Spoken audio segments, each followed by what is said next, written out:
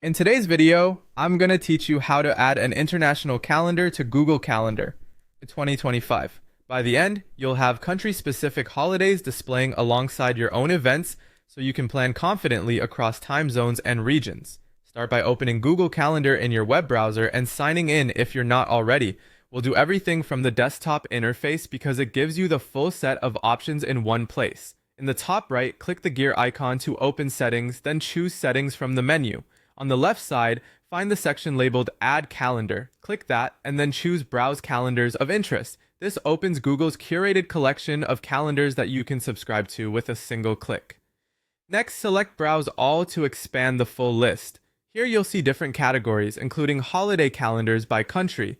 Look for the International or Holiday Calendars section.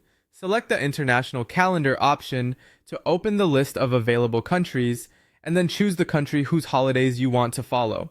When you check the box for your chosen country, Google Calendar instantly subscribes you to it. There's no need to save. Once the box is checked, it's added for you automatically. Now head back to your main calendar view. You can do that by clicking the calendar icon at the top left or simply navigating back to the home page. On the left sidebar, under Other Calendars, you'll see the new holiday calendar listed. It may have a default color so it stands out from your personal events. If you don't see the holidays right away, make sure the calendar's checkbox is turned on. Then browse through your calendar, switch between month, week, or day views, and you'll notice official holidays appearing on the appropriate dates. A couple of quick tips to keep things smooth. If the holidays don't appear immediately, refresh the page to sync the subscription. If you work in an organization, your admin settings might limit some calendars. In that case, you may need to try from a personal account. Also, holidays follow the country's official observances, which means dates can differ from your local expectations, especially around regional or substitute bank holidays. That's all there is to it. You open settings, browsed calendars of interest, selected the international calendar, chose a country,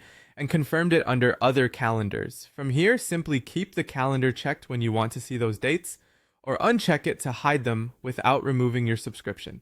Happy planning and enjoy having international holidays right where you need them.